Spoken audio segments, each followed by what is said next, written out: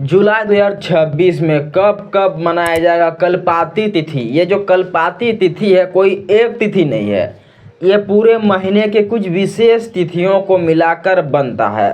उस दिन कहते हैं कि पूजा पाठ और दान पुण्य का फल अक्षय हो जाता है, इसीलिए कल्पाती तिथि आप बहुत ही महत्वपूर्ण तिथियों में से मानी जाती है।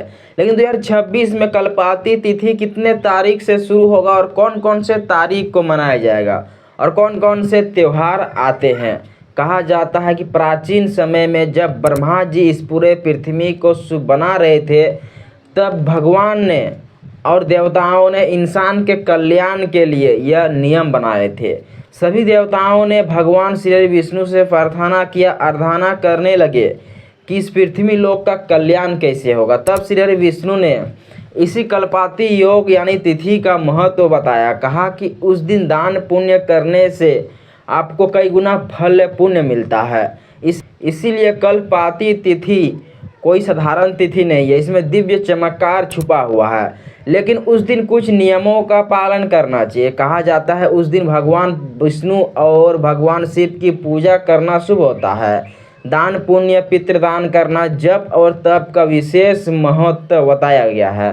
लेकिन 2026 में जुलाई के महीने पर कब कब मनाया जाएगा और कौन कौन से वह तिथियां हैं जो कल्पाती तिथियों में आती है, तो आपसे अनुरोध है कि वीडियो को पूरा देखिएगा, थोड़ा सा समय निकाल कर लाइक और सब्सक्राइब जरूर कीजिएगा।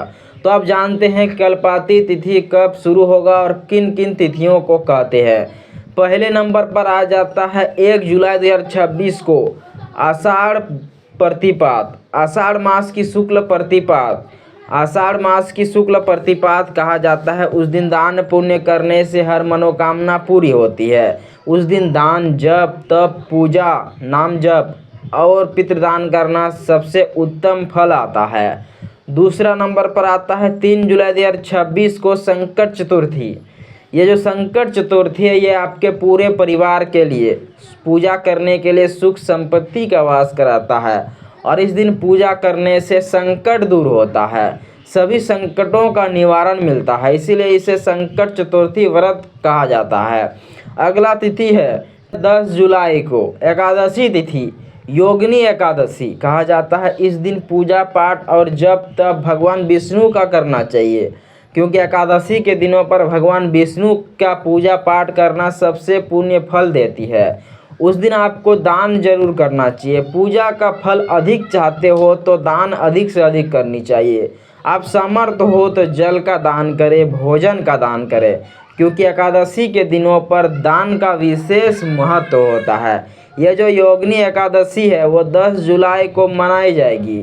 उसी दिन आपको व्रत रखना है, लेकिन ध्यान रहे निर्जला एकादशी के दिनों के बाद यह जो एकादशी है बहुत ही खास एकादशी मानी जाती है, इसलिए इसे कल्पाती योग तिथियों पर शामिल किया जाता है। उस दिन आपको चावल का सेवन नहीं करनी चाहिए और भगवान विष्णु का पूजा जरूर करनी चाहिए। कल्पाती दिनों तिथियों पर दान पुण्य के साथ सरसों का तेल आप दीपक जला सकते हो तुलसी के पास, श्री विष्णु के पास, उससे पुण्य अधिक मिलता है, इसलिए आप ये जला सकते हो।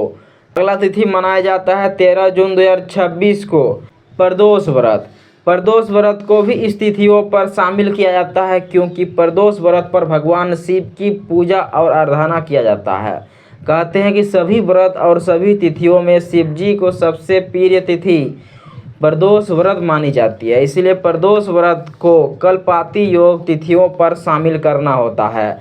इस दिन किया गया पूजा पाठ जप तप कई गुना पुण्य फल मिलता है। अगर इस दिन भगवान शिव को प्रसन्न करना चाहते हो तो भगवान शिव पर जल अर्पित करें, बेलपत्र और दूध चढ़ाएं। उस दिन भगवान शिव को अति प्रसन्न करना बहुत ही सरल मार्ग होता है, क्योंकि प्रदोष काल पर रात्रि पर जागरण करने से ही भगवान प्रसन्न हो जाते हैं, इसलिए प्रदोष काल पर जागरण जरूर करें। कहा जाता है कि प्रदोष काल पर जागरण करने से हर समस्या का समाधान भी मिलता है। अगला तिथि 15 जून 2026 को मनाया जाएगा अमावस्या तिथि। कहते हैं अमावस्या के दिनों पर पितृदान करने से पितृ प्रसन्न हो जाती है और अमावस्या के दिनों पर दान का विशेष महत्व होता है, इसीलिए अमावस्या को कल्पाती तिथियों पर रखा गया है। अमावस्या के दिनों पर आप पूजा पाठ और गंगा स्नान करने के साथ साथ दान पुण्य करते हो, पितरों को पितृ तर्पण दान करते हो तो पितृ आपके प्रसन्न हो जाते हैं। और पितरों का प्रसन्न करना बहुत बड़ा महत्वपूर्ण कार्य माना जाता है। जो व्यक्ति सुखी रहना चाहता है, धन स्वभाव चाहते हो तो पितरों को पितृ अर्पण जरूर करनी चाहिए। जो पितरों को पितृ अर्पण नहीं करता है वह पितृ नीचे पाताल लोक पर चले जाते हैं, जिसके कारण आपके घरों पर हमेशा के लिए चिंता और कलह बना रहता है। इसीलिए पितरों को पितृदान जरूर करनी चाहिए। अगला तिथि पूर्णिमा तिथि। पूर्णिमा के दिनों पर गंगा स्नान जरूर करें। कहा जाता है कि गंगा स्नान करने से हर तिथियां शुभ होती है और हर पूजा का फल बढ़ता है, इसीलिए गंगा स्नान जरूर करें। गंगा स्नान के विशेष फल होते हैं। पूर्णिमा तिथि के दिनों पर गंगा स्नान, दान करना, पूजा पाठ, यज्ञ हवन करना कई गुना फल बढ़कर मिलता है, इसलिए उस दिन आप गंगा स्नान करें। गंगा का स्नान करने का सही समय रहेगा 29 जुलाई के दिन। उसी दिन आपको ये व्रत और त्यौहार करनी चाहिए। कहा जाता है जो तिथियां हैं इसे कल्पाती तिथियां कहा जाता है। इस दिन पूजा पाठ और जप तप के विशेष फायदे और महत्व बताए गए हैं। यह हर महीने में आती है, लेकिन अलग अलग तिथि और अलग अलग महत्व को लेकर आती है। इसमें सभी तिथियां नहीं आती है, कुछ विशेष तिथियों को ही लेकर कल्पाती तिथि मनाई जाती है। तो इस बार 2026 में जुलाई के महीने पर लगने वाला कल्पाती तिथि इस प्रकार है। उस दिन आपको सुबह जल्दी उठकर ब्रह्म मुहूर्त पर हो सके तो सूर्योदय के समय पर स्नान जरूर करें। सूर्य को 1 लोटा जल अर्पित करें या फिर तुलसी के पास शाम के समय पर एक दीपक जलाएं। भगवान विष्णु या फिर शिव जी की पूजा जरूर करें। उस दिन जरूरतमंद लोगों को दान करें। कहा जाता है दान का विशेष महत्व बताया गया है।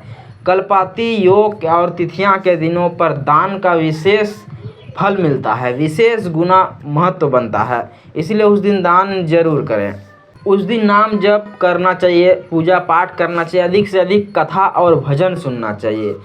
इसीलिए कल्पाती योग के तिथियों पर इन कार्यों को करना शुभ होता है। उस दिन आपको तामसिक भोजन नहीं करनी है, मांस मछलियों का सेवन ना करें, क्रोध या दूसरे से छल ना करें। अगर आप क्रोध और दूसरे से छल करते हो तो बहुत बड़ा अपराध माना जाता है, क्योंकि इसी तिथि का जो आप पुण्य करते हो बढ़कर मिलता है, जो आप पाप करते हो उसे भी बढ़कर देता है। इसीलिए पुण्य तिथियों पर कम से कम झूठ ना बोलें, पाप कर्म ना करें, क्योंकि उसे पाप करने से उसका जो पाप होता है वो बढ़कर मिलता है। कहा जाता है कि एकादशी के दिनों पर दान करने से दान का फल बढ़कर मिलता है, उसी प्रकार से पाप करने से पाप का फल बढ़कर मिलता है। इसीलिए कल्पाती तिथियों पर पाप ना करें और इन कार्यों को करने से बचें। तो यह थे 2026 जुलाई के महीने पर लगने वाला कल्पाती तिथि और कल्पाती तिथि के शुभ मुहूर्त। तो आशा करते हैं वीडियो अच्छा लगा तो लाइक कीजिएगा और चैनल पर नए हो तो सब्सक्राइब जरूर कीजिएगा।